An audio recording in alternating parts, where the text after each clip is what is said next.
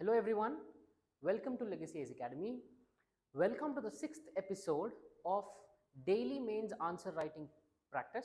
So before continuing with this video, I would recommend you to watch all the previous 5 videos that we have made on the answer writing process. In all these 5 videos, including the first video where I've briefly explained how the answer to the mains exam should be written.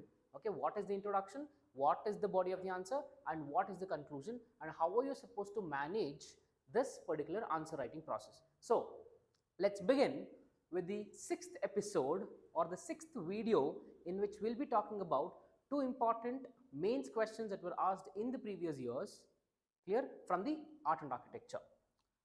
Let's start. The first question for the day is about the Pala Empire. See, Pala Empire is something that we usually don't study as a part of the ancient or the medieval history.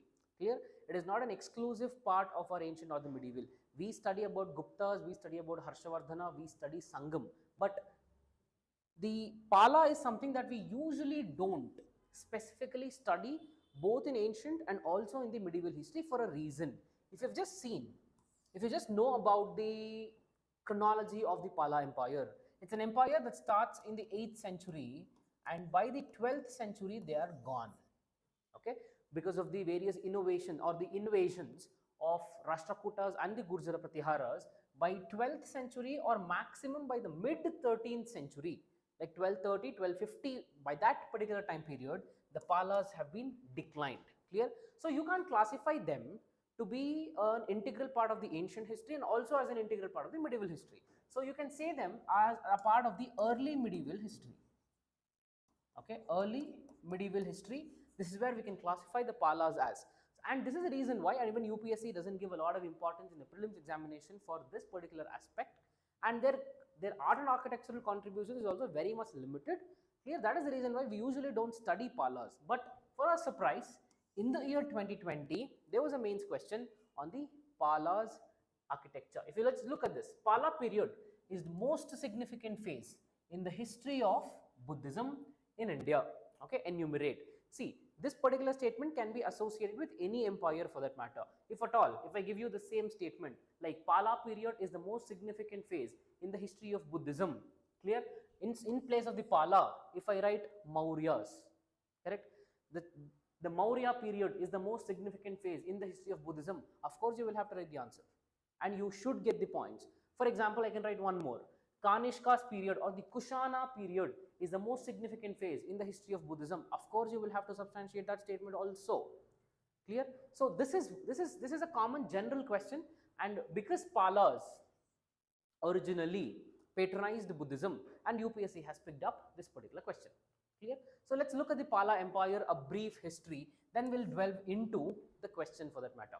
See, the empire that starts in the year around the 12th century by a person called Gopala, okay, he was the founder and the first ruler of the Pala Empire, who has their capital city at a very famous place called as Pataliputra, the present day Patna in Bihar. So that is their capital city. So, and you know and by this you can guess the territorial extent of the Palas also. They are very much confined to the present day states of West Bengal, Bangladesh, parts of Bihar, okay, parts of UP, parts of Chhattisgarh, Jharkhand, and some parts of Assam. So this northeastern part, okay, not entirely northeast, but the northern and some part of the eastern part of India is where we have the Pala Empire, and the founder is a person called Gopala. The most important ruler of the entire Pala dynasty is a person called Devapala and Dharmapala. Correct? By 12th century AD, the last ruler, Mahipala II, would be the last ruler, and he would be defeated by the 2 important forces, one by the Rashtrakutas, other by the Gurjara Pratiharas. Gurjara Pratiharas are the erstwhile Rajputs. Okay, going forward, the same group, the Gurjara Pratiharas, they'll have an offshoot, and we have the Rajputs coming into existence. So because of the expansion of the Rashtrakutas and the Gurjara Pratiharas, we have Palas being declined by 12th century or maximum by mid 13th century. Clear? This is the entire history of the Pala Empire. And remember one thing, Palas were the rulers Palas were the rulers who patronized Buddhism. That is the reason why UPSC has picked up this particular question. Clear? Now, let's get into the, all this information that we have talked about, okay, you can summarize this in 2 to 3 lines and that can be your very good introduction. If you look at the body of the answer, okay, starts with Mahavihara, and a very important Mahavihara that was built by the Palas, correct, at a place called Sompura. Okay, at a place called Sompura, they built a huge vihara and that is called as Mahavihara. They were also very much instrumental in the construction of stupas, chaityas and also temples. Okay, look at this, also temples, which means one important thing we can deduce, okay, by looking at this particular point where the Palas patronized the construction of the Mahaviharas, stupas, chaityas and also temples, is that they were very much tolerant. The Pala rulers were very much tolerant. This is something that we can deduce from the information. Clear? Third point, Buddhist sculptures. Okay, during the time of the Pala Empire, the Pala architecture very well revolves around the Buddhist architecture, and the Pala architecture, the Pala sculpture is very famous. And they also were very much instrumental in the construction of universities. Clear? See, this is the time period in the North India that we're talking about, 8th century. It was a crisis period for the North India because after the decline of the Guptas, you usually don't find an important ruler or a kingdom that can unite the entire North India as such. You don't find such kingdoms. So in the absence, in the vacuum, in the north and the northeastern part of India, it's where the Palas emerged. So in this particular crisis time period, they were very much instrumental in the construction of the university at Vikramashila and also Odantipur. Along with this, they also did one more thing, that they renovated, clear, or they promoted, they elevated the standards of Nalanda University. Clear? Because see, Pataliputra was their capital city and Nalanda also was at Pataliputra. Because of this reason, Nalanda got a huge patronage by the Palas, and this is one reason. Second important reason, and Nalanda was a Buddhist university. Nalanda was a Buddhist university and the Pala rulers also patronized Buddhism. Because of this religious affiliation, we can say that the Palas were very much instrumental in giving a lot of importance to the Nalanda University and also constructed Vikramashila and Odantipur. Okay. If we look at what kind of Buddhism did the Palas actually practice, clear? When we talk about Buddhism, we have 3 important schools of Buddhism that we have discussed in our classes, clear? And you will be very much familiar with all these 3, if I'm not wrong. So you have Hinayana school of Buddhism, you have Mahayana school of Buddhism, you also have one more school that is called as Vajrayana school of Buddhism. Hinayana, also called as Theravada school of Buddhism, is an orthodox Buddhism. Mahayana is a liberal school of Buddhism. And the Vajrayana school, which is also called as Tantrayana school of Buddhism, it basically revolves around the mantras and the tantras. It's tantric school of Buddhism. Clear? So this Tantrayana or the Vajrayana, which is called as the tantric school of Buddhism, okay, this is the phase, this is the important phase for the development of the Vajrayana school of Buddhism also. And Palas very much patronized Vajrayana school of Buddhism. Clear? If you want to differentiate which kingdom gave a lot of patronage to which group of Buddhism or which type of Buddhism, if you look at the Mauryas for that matter, okay, including Ashoka, clear, the Mauryas gave a lot of importance to Hinayana school of Buddhism because Mahayana was not present. When we talk about the Mahayana and the Hinayana got diverted only in the 4th Buddhist Council that was organized by Kanishka at Kashmir. So it was Kanishka or Kushans for that matter who gave a lot of importance to Mahayana school of Buddhism. At the same time, we have Palas who gave a lot of importance to Tantrayana or the Vajrayana school of Buddhism. Clear? The last point, strong international connection. If you look at the territory of the Palas territory usually revolves around the north and the northeastern part. Clear?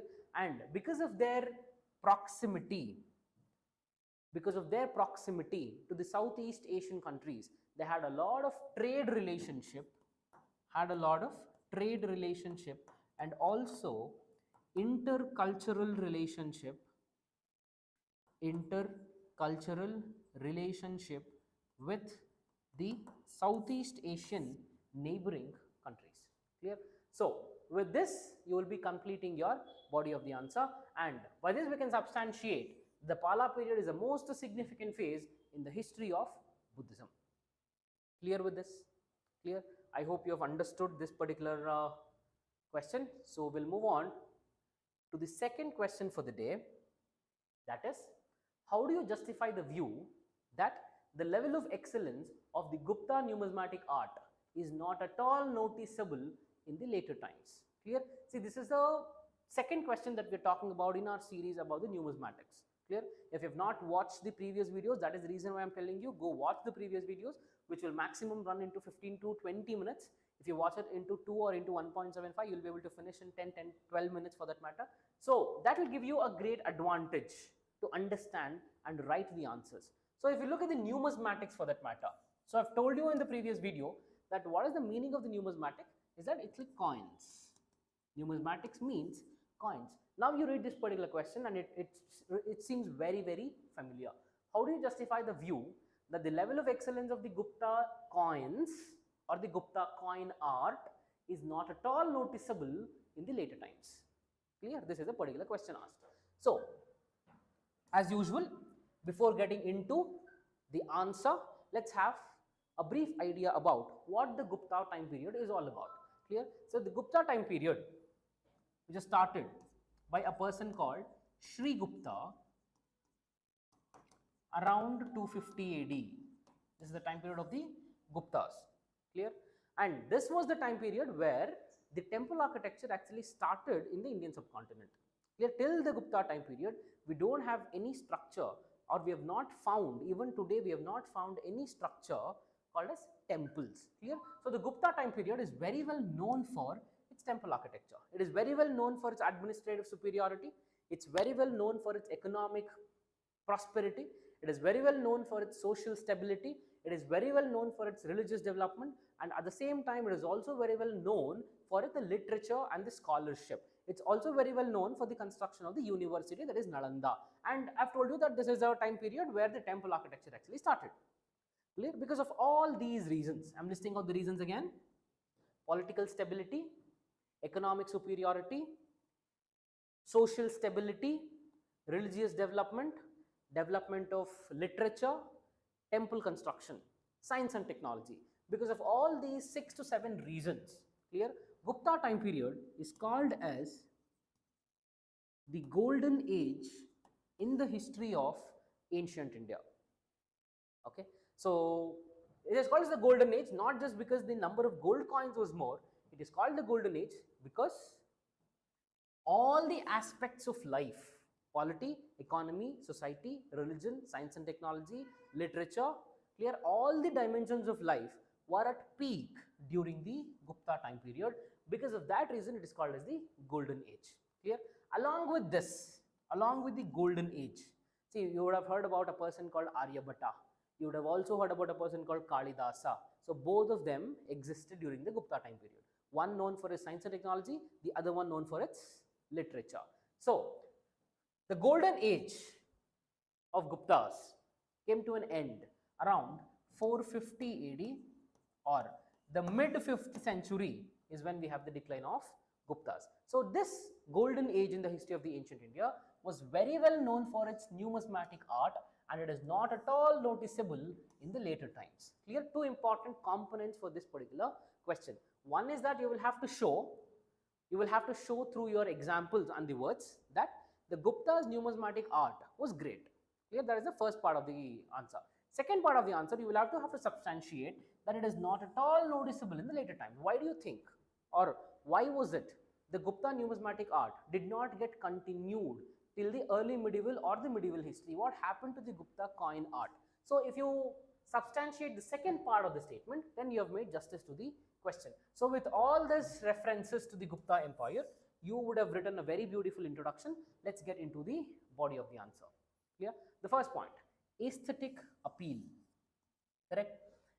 Suppose if you would have looked at the old 2 rupee and the 1 rupee coins, or also the 5 rupee coin for that matter, the old one, okay, which is very very thick, correct? Compare that particular question to the gold, that particular coin to the 5 rupee gold coin that you get, okay, 5 rupee gold coin. If you look at the art and if you also look at the quality of the metal, also the color, clear, everything has been changed, clear. That is what is mean by aesthetic appeal. When we talk about the Gupta coins, when we talk about the Gupta coins, the aesthetic appeal is that it was very much polished, very highly, very fine polished, and very well colored. The quality of the material used was supreme. So all these talk about the aesthetic appeal of Gupta coins. High quality metal work, this is what I was talking about. See, this is not the only example that we get for the metal work of the Gupta period. We also have the Mehrauli iron pillar, and we also have the Allahabad pillar inscription. Okay, so there are some of the pillar inscription, and also there are some of the copper coins, Sigauli copper coin for that matter, which talks about the metal work of the Gupta time period. And the coins of the Gupta time period are a very good examples for the key metal work of the Guptas. Innovations in the coinage, correct? What are such innovations? One is that the denomination changed and the standardization was achieved. What is denomination? You have 1 rupee coin, you have 2 rupee coins, you have 5 rupees, you have 10 rupees. Here, these are such as some of the denominations.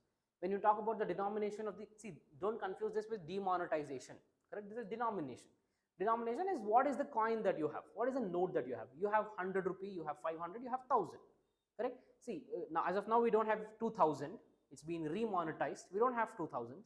So we don't have 150 rupee coins, or you don't have 250 rupee coins, you just have 200 rupee coins. You don't have 250, you don't have 350. So those are denominations. What is standardization? Throughout the empire, the denominations were very much constant, very much constant. Suppose for example in Bangalore you find 100 rupee coins, and you go to Hyderabad, there you find 150 rupee coin. So that is not standardization.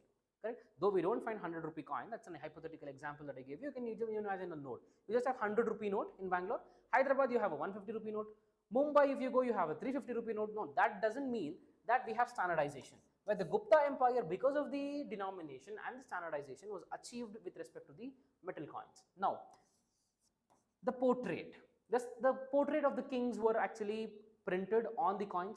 You had the image of Samudragupta riding a horse. You also had the image of Vikramaditya playing Veena. We also had a lot of coins where the images of the goddess Saraswati and Lakshmi were printed on the coins. So such portraiture started during the Gupta time period. Here you can see Chandragupta riding a horse, Samudragupta playing Veena. Clear?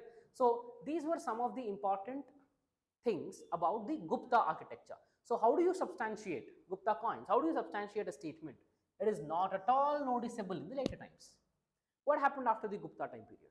See, for a brief time after the decline of the Guptas, we have the Harshavardhana taking the throne. The entire North India was actually controlled by Harshavardhana, and Harshavardhana, we can't say it as a centralized empire.